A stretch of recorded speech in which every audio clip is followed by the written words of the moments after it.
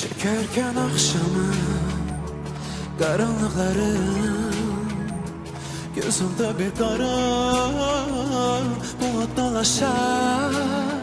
Sensiz harap olan yazık ömrümün her dakikasında bir ölüm yaşar. Çökerken akşamı karanlıkları gözümde bir kara bulut dolaşar. Sensiz harap olan yazık ömrümün her dakikasında bir ölüm yaşar. Bir ölüm yaşar.